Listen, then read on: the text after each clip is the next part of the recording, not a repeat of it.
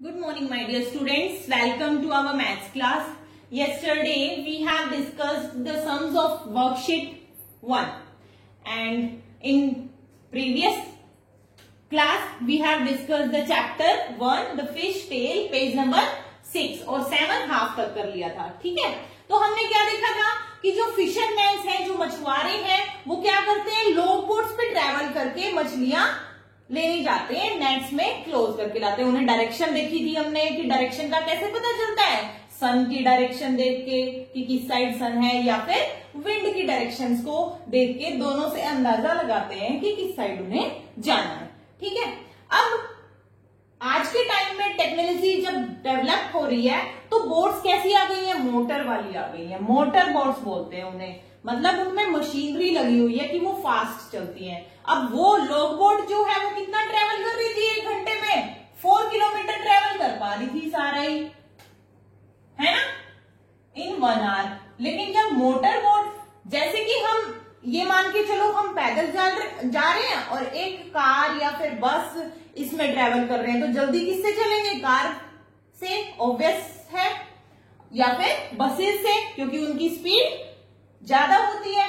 इसी तरह से जो बोट्स हैं वो दूसरी आ चुकी हैं. पहले लॉग बोट्स ज्यादा होती थी, जो लकड़ी की बनी हुई बोट्स ज्यादा होती थी. इस तरह से 8-10 ऐसे बड़े बड़े लकड़ी के लट्ठे मिला के बनाई होती थी जो लॉग बोट हमने देखी थी जो प्रीवियस पेज पे. अब मोटर बोट के बारे में देखेंगे हम कि मोटर बोट्स किस तरह से ट्रेवल करती है. तो मोटर बोट्स की स्पीड बता रखी है इसमें कि 20 किलोमीटर पर आवर की स्पीड से चलती है. Out on the sea fisherman look for a place where they hope to find.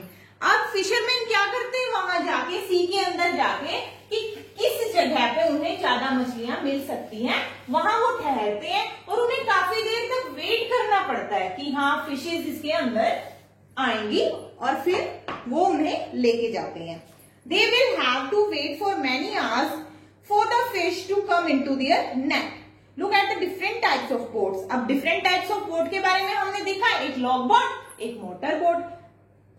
Some boats have motors and go further into the sea. Since they go far out, they can catch more fishes. These boats travel faster. जैसा कि मैंने बताया कि इसकी speed ज्यादा होती है, ये 20 किलोमीटर पर आवर की स्पीड से चलती है.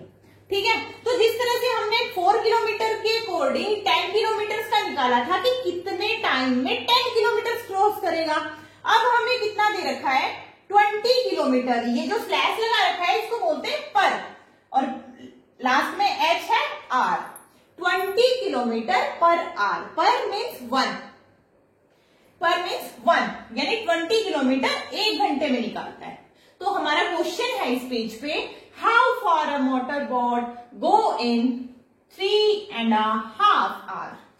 3.5 आवर का मीन्स क्या है, ये वॉच बना दी मैंने दोबारा से. 3 का है, 3 ये है, और एंड हाफ मीन्स आधा घंटा और, यानी यहां इतना पोर्शन और. अब ये इतना पोर्शन जैसे फ्रैक्शन में हमने देखा था, कितना ये पोर्शन, इस पूरे सर्कल का कितना पार्ट है ये, 1/2. आपको ऐसे ही रिप्रेजेंट करते हैं ना, 3 1/2 आर.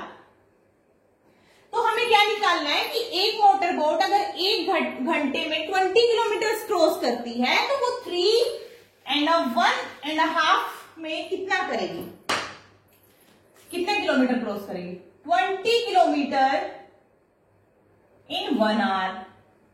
अब 1 घंटे का बता रखा है, 3.5 का निकालना है, या फिर इसको उल्टा लिख सकते हैं, 1 आवर 1 घंटे में कितना ट्रेवल करती है, इक्वल नहीं है ये, गोज टू 20 किलोमीटर.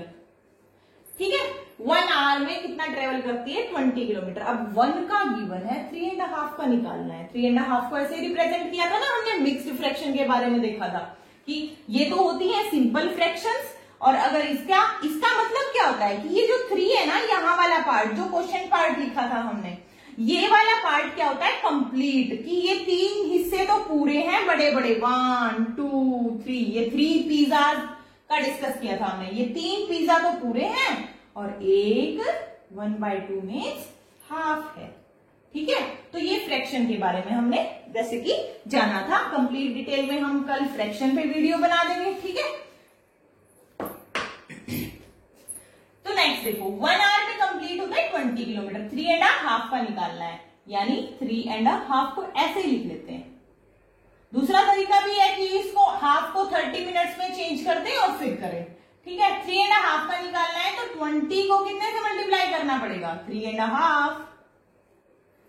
ठीक है, अब 3.5 से मल्टीप्लाई करते हैं, लेकिन इस चीज को कैसे सोल्व करते हैं पता है आपको? 3 1/2 जो नीचे वाला है उसको इसके साथ मल्टीप्लाई करते हैं, फिर जो इक्वल टू में आंसर आया 3 2 2 3 6 आ गया मल्टीप्लाई करके, फिर इसको और इसमें ऐड कर देते हैं। ये प्रोसेस होता है मिक्स्ड फ्रैक्शन को सिंपल फ्रैक्शन में चेंज करने का। 2 3 6, 6 और 1 7 हो गया। डिवाइड बाय क्या है ये 2, ये तो सेम रखेंगे। फिर हम ये सिर्फ सोल्व करके ऊपर आएगा, बाकी जो नीचे दे रखा है वो सेम रहेगा नीचे। इसी तरह से एक और मिक्स्ड फ्रैक्शन का एग्जांपल ले लेती हूँ कि कैसे सोल्व करना है। 7/1/6। ठीक है, तो हमें क्या करना है? इनको तो मल्टीप्लाई। 7 6 42 आ गया मल्टीप्लाई करके, और फिर इसमें ये ऐड करना है। 43 हो गया। 43 ऐड करके जो आया वो ऊपर लिख देंगे और जो डिवाइड में था वो सेम नीचे लिख देंगे। इस तरह से चेंज करते हैं मिक्स्ड फ्रैक्शन को सिंपल फ्रैक्शन में। ठीक है, तो हमारा क्या आया था? 7/3 2 6, 6 और 1 7। तो इसकी जगह वही रख लेंगे हम कि 20 मल्टीप्लाई बाय 7/2। 2 को अब ये ऊपर क्या है? मल्टीप्लीकेशन का साइन। 7 को 20 से मल्टीप्लाई कर दो। 7 2 14, 1 0, 7 0 0 जैसे मल्टीप्लाई करते हैं हम, ये डायरेक्ट मल्टीप्लीकेशन का है कि 7 0 0, 7 2 14, यही आएगा सेम दोनों तरह से। डिवाइड बाय 2, अब इसको डिवाइड कर दो, इसका मतलब डिवाइड ही होता है ना। अब 140 को डिवाइड कर दो किससे? 2 से। कितना आएगा? 7 14, 0 नीचे आया तो है ही 0, जब तो एक 0 लग जाएगी।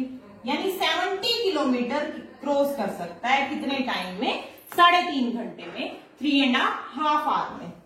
ठीक है, अब हम देखते हैं नेक्स्ट क्वेश्चन को। How much time will they take to go 85 kilometre? अब पहले क्वेश्चन में देखो, कंपेयर करके देखो दोनों क्वेश्चंस को।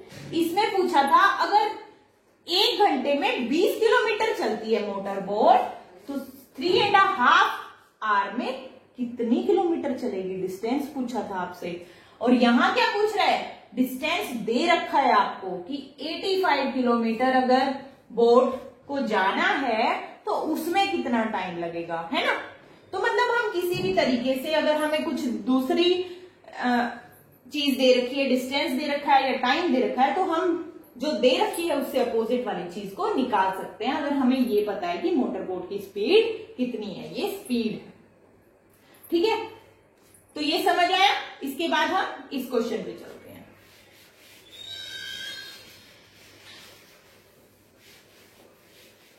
Yes, how much time will they take to go 85 kilometre? 20 kilometre travel करता है 1 आवर में।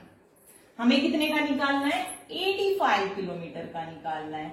और जब ऐसा केस आता है तो हमने क्या किया था कि 20 किलोमीटर का गिवन है 1 आवर में, हम क्या करेंगे? पहले 1 किलोमीटर का निकाल लेते हैं, फिर हमारे लिए इजी हो जाएगा। अगर हमें 1 किलोमीटर का दिया होता है तो 85 को मल्टीप्लाई कर देते हैं 85 से उस टाइम को, और 1 किलोमीटर का निकालते हैं तो क्या करते हैं? डिवाइड 1 डिवाइड बाय 20 आवर्स, मतलब 1 घंटे का 20th पार्ट जो होगा वो। अब इसको सोल्व नहीं करते हैं, यूं का यूं रखते हैं। 1 किलोमीटर ट्रेवल करता है 1/20th आवर। ओके, और कितने का निकालना है? 85 किलोमीटर। 85 किलोमीटर का निकालना है, 1 किलोमीटर का गिवन है।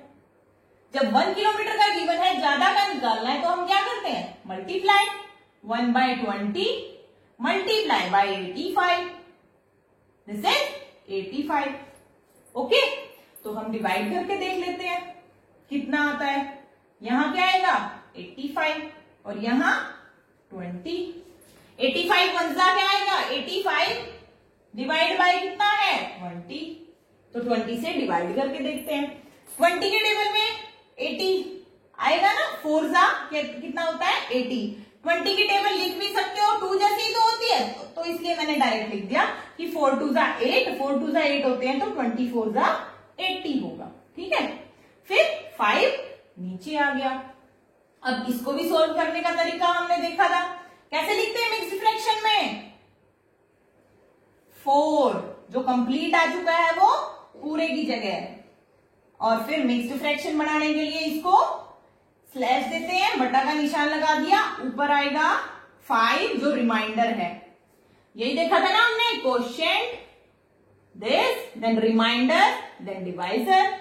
यही होती है मिक्स्ड फ्रैक्शन। जब डिवीजन के सम से हम क्या लिख सकते हैं, इसको मिक्स्ड फ्रैक्शन में लिख सकते हैं। तो 4 यहाँ कोशेंट आ गया, नेक्स्ट रिमाइंडर, रिमाइंडर क्या है हमारा 5 आ गया, डिवाइजर क्या है जिससे डिवाइड किया है, क्या है 20, तो 20 आ गया। अब जो ये सिंपल वाली फ्रैक्शन बन गई है ना, ये पूरा तो मिक्स फ्रैक्शन हुआ है, लेकिन जो फ्रैक्शन में बना है ना, इसको हम डिवाइड कर सकते हैं, काट सकते हैं। ठीक है, कट जाएगा ये सिंपली, 5 1 जा 5, 5 4 जा 20, तो 4/1/4r। अब ये 1/4r क्या होता है ना, इसको मैं इरेज कर देती हूं, ऊपर वाले सम्स को इरेज कर दो, सिर्फ यही कर रहे हैं हम अभी, तो ये मैंने इरेज कर दिया है यहां से भी। इसको अब यहां सोल्व करके दिखाती हूं। यहां मैंने बताया कि मिक्स्ड फ्रैक्शन में जो डिजिट यहां है वो कंप्लीट होती है, मतलब 4 आवर्स तो पूरे हैं, कि 4 घंटे तो पूरे लगेंगे, और 1/4 घंटे का, 1 घंटे का चौथा हिस्सा, 4th पार्ट जो होगा उतना और ज्यादा लगेगा। जैसे 1/2 था तो हाफ था, अब 1/4 निकालते हैं। अब ये बताओ 60 मिनट्स होती है, 1 hour is equal to 60 minutes. Minutes में निकाल लेते हैं कि कितनी मिनट्स होती है 1/4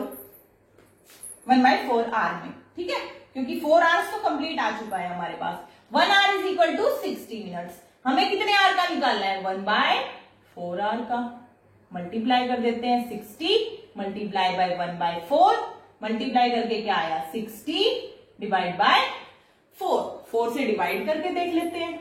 ये मैंने डिवाइड कर दिया, थोड़ी सी लेंथी सम है, लेकिन जैसे जैसे प्रैक्टिस करेंगे इजी होते जाएंगे। और जो हमारी डेली लाइफ में, जैसे हमें कितना किलोमीटर जाना है तो हमें कितना टाइम लगेगा, ये इस तरह से निकाल सकते हैं हम। सोच के देखो, आपके पापा से पूछना कि हमारी गाड़ी की स्पीड कितनी है, कितने लेवल से चल रही है, तो वो बताएंगे कि ये 40 या 35 किलोमीटर पर आवर की स्पीड से चल रही है। ठीक है, फिर आप पूछना जैसे किसी ट्रिप पे जाते हो तभी कि हमें कितने किलोमीटर जाना है, वो बताएंगे कि 85 या 81 इतने किलोमीटर जाना है हमें, तो आप फटाफट से कैलकुलेट करके बता सकते हो कि हमें कितना टाइम लगेगा। देखो, आती है ना डेली लाइफ में हमारी मैथमेटिकल कंसेप्ट यूज होते हैं, है ना। तो ये निकाल रहे थे कि हम 1/4 आवर में कितनी मिनट्स है। डिवाइड करेंगे, 4 1 जा 4, 2 रिमाइंडर, 0 नीचे आएगा, 5 20 कितना आ गया 15, मतलब 1/4 आवर में 15 मिनट्स होती हैं।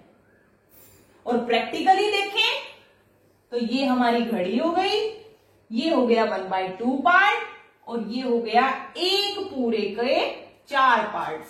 4 से डिवाइड कर रहे हैं ना, मतलब 4 ही हिस्से कर रहे हैं 1 घंटे के। 1 घंटा कब पूरा होता है, जब घड़ी यहां से चलनी शुरू होती है और कंप्लीटली यहां आ जाती है वापस से, है ना। और 1/4 मतलब 1 घंटे का चौथा हिस्सा, तो 4 पार्ट्स, 4 सेक्शन कर दिए यहां तक का, और यहां तक का तो कितना होता है 15 मिनट्स। 3 तक पहुंचता है ना, और 1 तक 5 मिनट्स, 2 तक नेक्स्ट 5 मिनट्स, 3 तक नेक्स्ट 5 मिनट्स। तो 3 बार अगर 5 आएंगे तो कितनी मिनट्स हो गई 15 मिनट्स। तो यहां से भी 15 मिनट्स आ गया और जो हमने प्रैक्टिकली घड़ी में देखा वहां से भी 15 मिनट्स आ रहे हैं। ठीक है, तो यानी 4 आवर्स तो कंप्लीट लगेंगे, 4 आवर्स लगेंगे हमें 85 किलोमीटर जाने के लिए और 15 मिनट्स लग जाएंगे। ये ठीक है, तो आज आपको ऐसे ही समों की प्रैक्टिस करनी है। I will give you the sums of like this. Okay, thank you and have a nice day.